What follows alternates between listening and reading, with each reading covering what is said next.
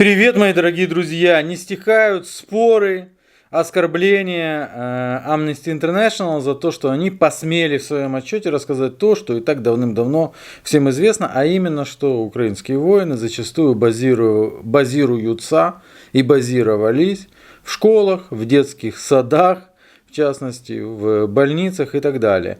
Это помогает впоследствии рассказывать о том, что была беспричинно обстреляна, к примеру, та или иная школа, или что маньяки, просто потому что они маньяки, обстреляли детский садик. Мы подчеркиваем, без сомнения, без вторжения 24 февраля не было бы вообще никаких обстрелов на территории не Донбасса, потому что на территории Донбасса эти обстрелы продолжаются на протяжении 8 лет. Но на другой территории, подконтрольной Киеву, не было бы обстрелов.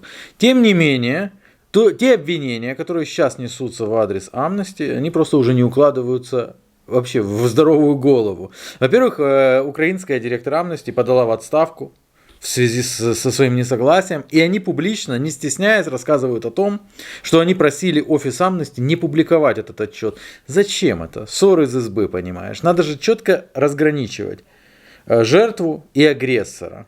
Это очень важно. Поэтому, если вдруг жертва спряталась в чужой квартире, ну, к примеру, да, вот жертва какого-то насильника спряталась в чужой квартире, а чтобы дети не кричали и не выдали насильнику, она им перерезала глотку. Можно об этом рассказывать? Конечно, нет. Потому что надо четко различать жертву и агрессора. Именно об этом сказал, не помню, Подоляк сказал, после этого дебилу сказали это повторить, дебил это повторил, имею в виду Владимир Александрович Зеленский. И вот уже вышла заказушка в The Times. The Times, без подписи. Сколько не искал подпись, не нашел. Вы представляете? Здесь вообще рассказано про Женевскую конвенцию. Взгляд The Times на отчет Amnesty International. Правозащитная организация позорно бичует жертв российской агрессии. Бичует. Читаем. Когда в 1945 году в Британию пришли новости о лагерях смерти в оккупированных нацистами Европе, Вера Бриттен, знаменитая писательница-пацифистка, утверждала, что эти ужасы придавались гласности отчасти, по крайней мере, для того, чтобы отвлечь внимание от хаоса, который произвели в немецких городах бомбардировки союзников. Активисты, заявляющие о своих гуманитарных проблемах, иногда могут не заметить основного морального различия между справедливым и злым делом. Вот это очень опасное сравнение. Потому что это сравнение как раз-таки в пользу отчета Amnesty International. Не понимаете? Но они... Хорошо, вот они втулили вот это. Смотрите, на самом деле такие отчеты Amnesty как-то отвлекают внимание от основного.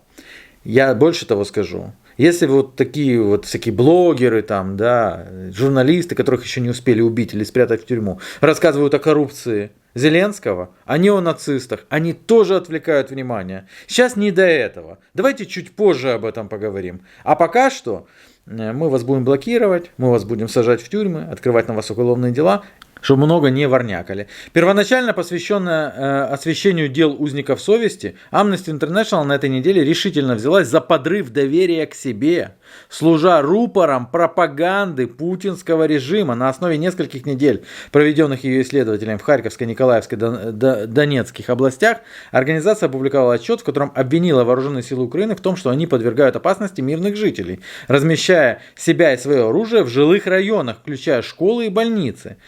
В чем тогда проблема? Ну, что не так сделал Amnesty International, рассказав правду в кои-то веки? А вот что. Вмешательство Amnesty International вызвало ярость. Президент Украины Зеленский обвинил группу в перекладывании ответственности с агрессора на жертву. Он абсолютно прав. Существует юридическое обязательство, кодифицированное в Женевских конвенциях, защищать мирных жителей на войне, и мониторинговая деятельность таких организаций, как Красный Крест и Красный Полумесяц, может помочь обеспечить его выполнение, выявляя нарушения. То бишь, надо себя защищать мирных жителей. А когда ты даешь отчет, что располагаются вооруженные силы в школе, этим подвергают опасности, к примеру, мирных жителей, или в жилых домах, на крыше жилого дома, пуляют минометом, уезжают, туда прилетает. Когда ты публикуешь об этом отчет, ты не должен публиковать об этом отчет. Прилетает, это ты можешь говорить. Почему прилетает, об этом ты говорить не можешь. Какой, смотрите, правильный западный мир. Правильные ценности какие.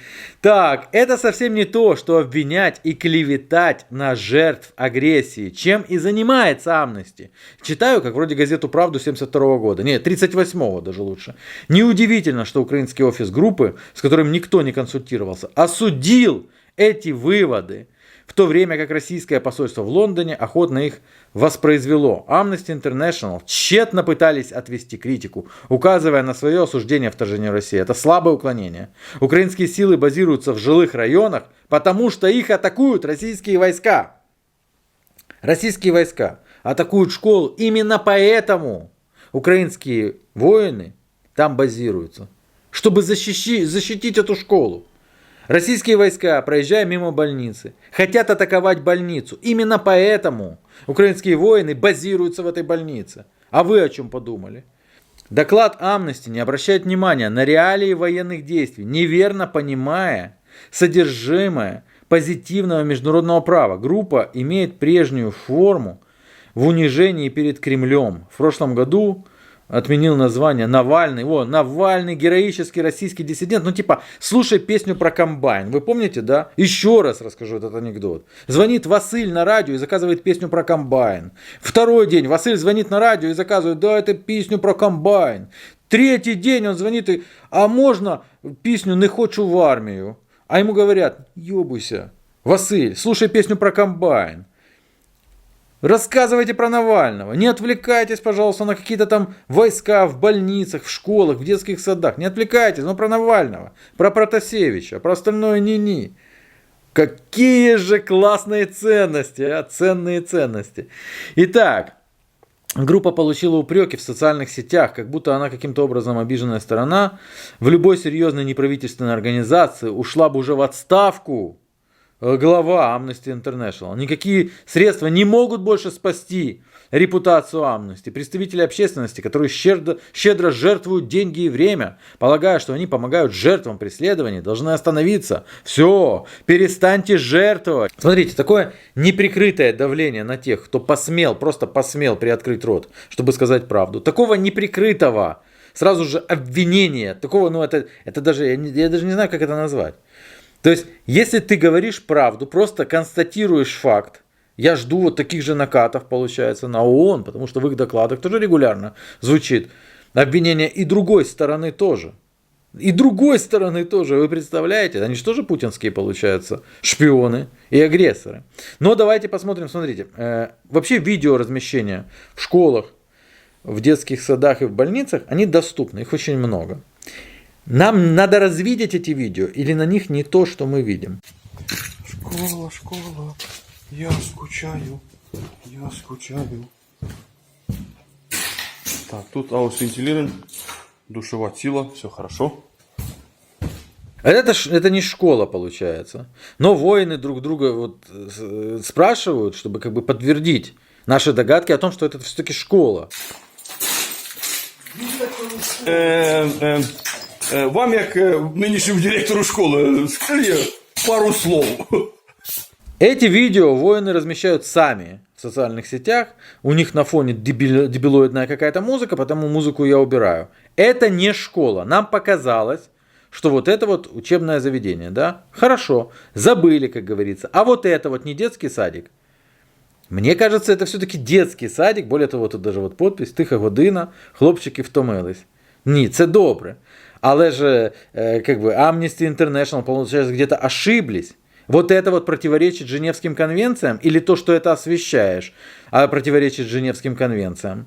Вот, это нам что-то показалось, наверное, скорее всего. Но это воины уже отступили, оставив ящики с патронами и так далее, опять-таки, в школе. Вот это вот воины не тренируются пулять прямо из школы, из минометов. Как вы думаете, если ты пуляешь из школы с миномета, прилет куда потом происходит? На военную базу какую-то или в ту же самую школу? Ну, это что? А это у нас, наверное, вуз. Это, скорее всего, высшее учебное заведение, которое потом маньяки обстреляют. Вот это вот, скорее всего, школа, да? Школа. Воины сами делятся такого рода видео. Конечно, им можно запретить делиться такого рода видео, но от этого же они в школах базироваться не перестанут. Ну и вот здесь вот на каком-то непереводимом местном диалекте они общаются. Рацію повідати. Я що твою рацію? Ростунку постав, де рація? Ти що ви дебіли? Рацію віддай, держіть, не прикалуйся. Віддай, дай. Это школы, это детские садики, это больницы. Но виноват не тот, кто там базируется, подставляя таким образом школы, детские садики и больницы, а тот, кто об этом рассказал. Я на себе испытываю эту историю много лет. Если ты смеешь обвинить, вот сейчас Зеленского обвини в коррупции, ты играешь на руку российской пропаганде. Если ты смеешь сказать, что неонации никуда не исчезли, они остались, более того, им дали в руки оружие, ты играешь на руку российской пропаганде. Поэтому заткнись и не играй на руку российской пропаганде, а то будет с тобой вот как с Амнести. И появятся заказухи без подписи в этих, как оно было, на уважаемых западных изданиях. Уважаемые западные издания, сейчас это звучит как, типа как шутка. Лично для меня. Пока. Привет, новый мир. Благодарим всех, кто нас не забывает. Спасибо. Спасибо всем, тем, что нам помогают пенсионерам.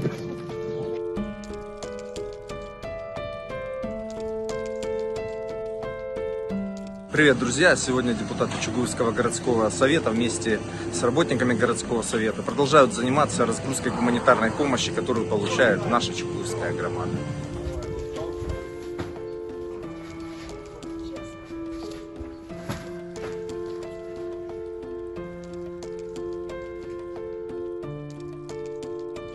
Загрузили машину продуктами и гигиеной. Сейчас повезем помощь инвалидам по слуху. Привезли гуманитарку обществу глухонемых. Мы очень благодарны депутатам Яковлевой и Никулину, и волонтерам, которые помогли нашим всем глухим инвалидам в это тяжелое военное время пайками, помощью, всем моющими лекарствами. Спасибо вам большое. Низкий вам поклон. Большое спасибо. Мы очень благодарны. Ребят, спасибо большое вам. Помогаете вот таким вот немощным и больным. Вот. Очень большое вам благодарность. И желаю вам всем здоровья и не дождать до такого времени, чтобы вам приносили, чтобы у вас всегда все в жизни было, получалось, чтобы вы помогали. И мы надеемся на вас, что вы нас не оставите и еще к нам приедете.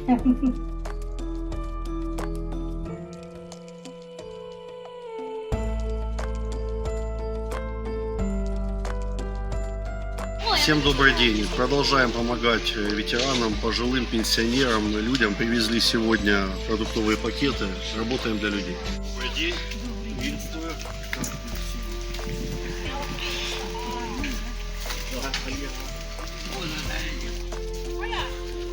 Я от души говорю спасибо большое, ребята.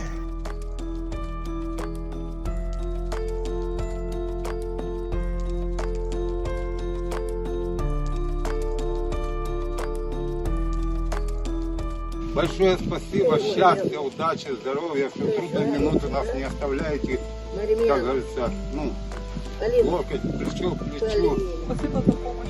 Спасибо огромное. В общем, всего самого наилучшего вам, и чтобы война закончилась.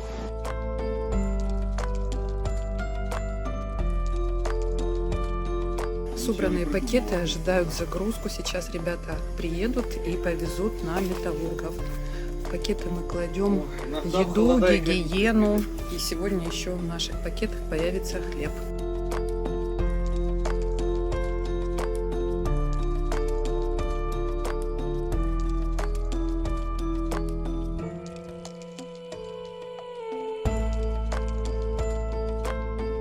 Большое вам спасибо. Дай Бог вам здоровечка.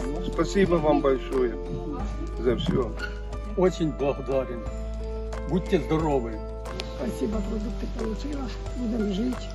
Я благодарю вашу компанию за помощь старикам, за помощь пенсионерам. Спасибо вам большое.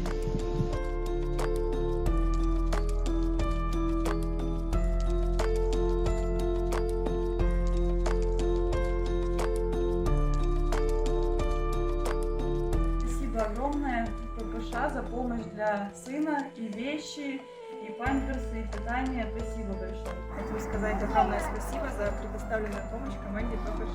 Спасибо вам огромное за помощь, которую вы нам оказали. Сложилась такая ситуация, что муж остался без работы. И обратились к вам за помощью. Спасибо большое. Спасибо команде ПТШ за то, что нам помогли. Переселенцы с Херсонской области обратились к команде ППШ за помощью. Надо было ребенку смесь, памперсы. Всем помогли. Спасибо. Мы приехали с Херсонской области, Великая Александровка. Очень благодарны команде ППШ за помощь гуманитарную.